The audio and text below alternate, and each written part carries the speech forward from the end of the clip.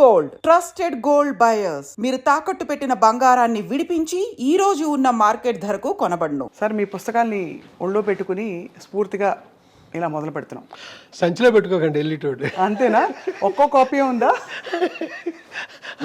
మంచి స్పెసిమల్ లేవా? సో ఇవి ఏనాటివో చాలా 75 అండి. అవును, 76 డేట్లు ఉంటాయి. అప్పటి ప్రింటు, అప్పటి తీరుతెన్నులు. అమ్మో, పుస్తకంలో పేజీ బయటకు వస్తేనే ఎక్కడ ఇది నలిగిపోతుందా అని ఆందోళనగా ఉంది.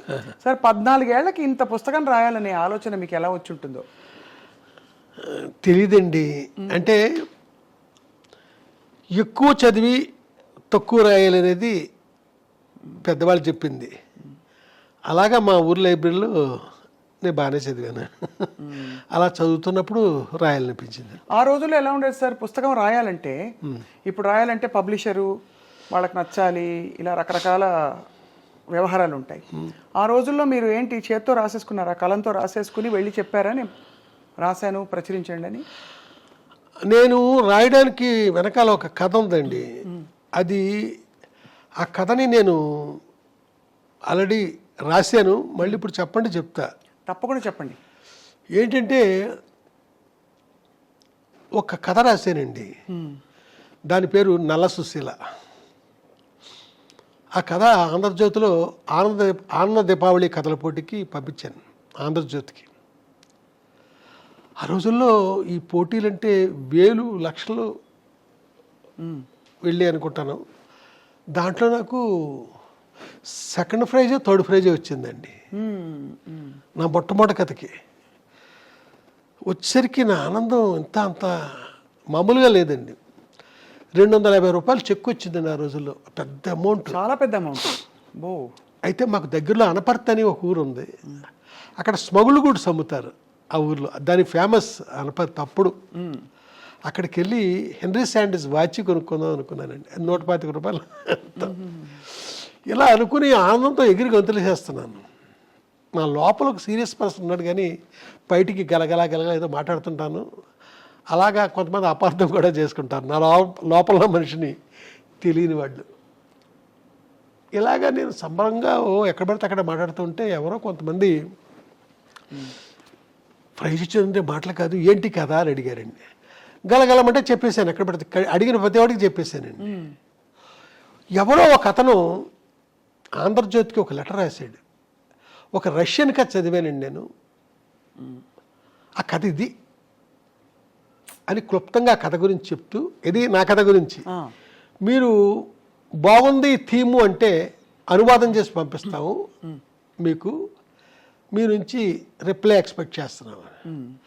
అప్పుడు ఆంధ్రజ్యోతికి పురాణం సుబ్రహ్మణ్య శర్మ గారు ఎడిటరు, ఇంద్రగంటి శ్రీకాంత్ శర్మ గారు ఆయనకి అసిస్టెంట్.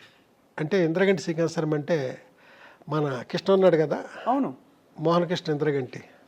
అలాగే కిరణమయ్య వాళ్ళ ఫాదరు, నాకు గురువు తర్వాత కాలంలో.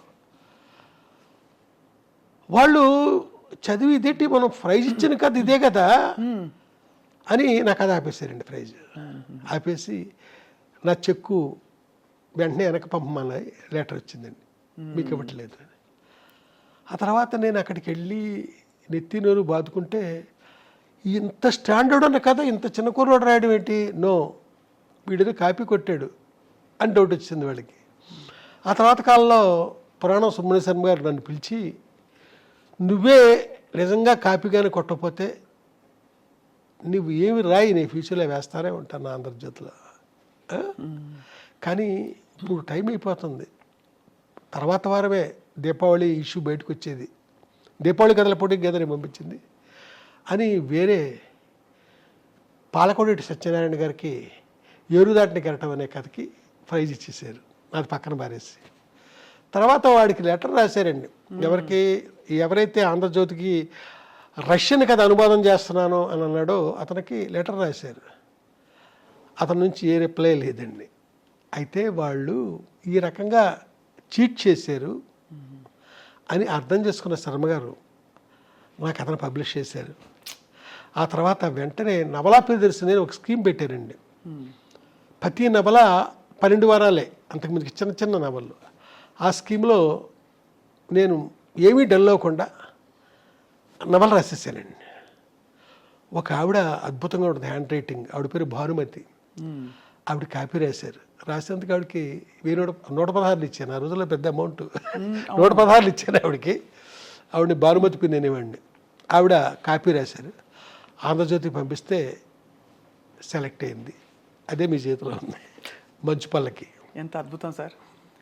అయితే తర్వాత నా సినిమా పేరు కూడా ఇదే పేరు, బట్ సినిమా కథ వేరే, ఈ కథ వేరే. అయితే సినిమాకి ఆ టైటిల్ పెట్టడానికి డైలారేటర్ కారణం అండి. ఆయన ఈ పేరు పెడదామని అంటే సరే అన్నాను నేను. సో అప్పటి నుంచి ఇప్పటి వరకు మరి ఎంతో సృజన ఉన్న ప్రయాణం మీది. ఇప్పుడు ప్రపంచం చూస్తే ఏమనిపిస్తుంది సార్ మీరు? అంటే వెనక్కి తిరిగి చూసుకున్న మీ ప్రయాణము, మీకు పరిచయమైన వ్యక్తులు, మీరు పెరిగిన వాతావరణం అన్నీ చూసి ఇప్పుడు చూస్తే జీవితం ఏమనిపిస్తుంది? ఏమనిపించడం కాదండి, నేను ఏంటంటే మనల్ని బట్టే, మన నుంచే మన జీవితం, మన ప్రవర్తన నుంచే. తిరువണ്ണామల ఎలా అనిపించింది 76లో, చలంగారం చూడాలనిపించింది నాకు. ఎందుకంటే ఆయన కంప్లీట్ సాహిత్యం చదివేశాను. అక్కడికి వెళితే నాకు అన్నీ అద్భుతంగానే ఉన్నాయండి. చలంగారితో పాటు ఆశ్రమం ప్రతిదీ. ఆ తర్వాత అప్పుడే రమణ భగవాన్ పరిచయం నాకు. ఆయన చదివి ఆయన చూడడం అంతే. అంటే మన ఇష్టానికి తగ్గట్టు మనం వెళుతున్నాం కదా, అక్కడ నేను అద్భుతం చూస్తూ వస్తున్నానండి. ఇష్టం లేనిది నేను ఎప్పుడు ఎక్కడికి వెళ్ళా, చూడలే. కాబట్టి నాకు ఈ శత్రువులు, నాకు నచ్చని వాళ్ళు తక్కువే నాకు. వంశీ గారికి సినిమా దర్శకత్వంలో ప్రవేశం అది వాళ్ళ అవసరం బట్టి మీరు అందుకున్న ఒక అవకాశంగా మాకు తెలుసు, అంతే కదా సార్? అవునండి. వాళ్ళకి డైరెక్టర్ అనేవాడు ఎవరో ఫిక్స్ అవ్వట్లేదు. బాపు గారి దగ్గర నుంచి, జంజాల్ గారి దగ్గర నుంచి, వేజేడి సత్యనారాయణ, ఇయరింగ్ శర్మ, ఇలా చాలామంది అనుకున్నారు. అనుకున్న వాళ్ళకి ఎవ్వరూ డైరెక్టర్ ఫిక్స్ అవ్వట్లా. ఖర్చు అవుతుంది, ఆఫీస్ మెయింటైన్ అవుతుంది, నెల గడుస్తుంది.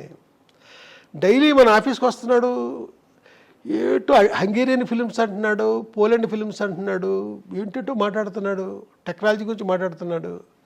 చూస్తే శంకరాభరణం అలాంటి సినిమాలకు అసిస్టెంట్ డైరెక్టర్, సీతాకోచలక అలాంటి వాటికి ఈయన ఎందుకు పెట్టకూడదు అనేసి వేమూరి సత్యనారాయణ గారికి అనిపించింది. ఆయన ఎగ్జిక్యూటివ్ ప్రొడ్యూసర్ ఆ సినిమాకి. అలా వాళ్ళకి అవసరమై నన్ను డైరెక్టర్ చేశారు. వంశీ గారి సినిమాల్లో అందం అంటే చూసే వాళ్ళ కళ్ళల్లో ఉంటుందని అంటారు, కానీ మీ సినిమాల్లో అమ్మాయి కళ్ళే అందం అని నమ్మిన వ్యక్తి మీరు. ఎందుకు సార్ కళ్ళతో మీకుండే అనుబంధం? తెలియదండి, అలాంటి కళ్ళని మొట్టమొదటి చూసానేమో. అలాంటి కళ్ళు నేను మొట్టమొదట మా ఊళ్ళో చూశానండి. ఒక మనిషి హాస్పిటల్లో నర్సు, ఆ మనిషిని నేను రెగ్యులర్గా చూస్తూ ఉండేవాడిని. అంతే, చూడడమే. నాకంటే పెద్ద ఆవిడ. ఓసారి రోజు చూడడానికి వెళ్ళేవాడండి. అతిశైకిల్ వేసుకుని వెళ్ళేవాడిని ఆవిడ చూడడానికి, మా పక్కూరు. ఒకసారి నేను వెళ్ళబోతుంటే ఎవరో ఒక అతను, నువ్వు ఎక్కడికి వెళ్తున్నావు నాకు తెలుసు, వెళ్ళొద్దులే అన్నాడు. అన్నాను, అమ్మాయి చచ్చిపోయింది కదా అన్నాడు. ఆ తర్వాత డల్ అయిపోయింది. నేను మళ్ళీ అలాంటి అమ్మాయిని మద్రాసులో మళ్ళీ చూశానండి. ఆ అమ్మాయే మీ హీరోయినా? అంతే కదా, ఆ అమ్మాయే మీ హీరోయిన్. నేను పరిచయం చేసిన హీరోయిన్, అంటే నా సెకండ్ ఫిల్మ్లో హీరోయిన్.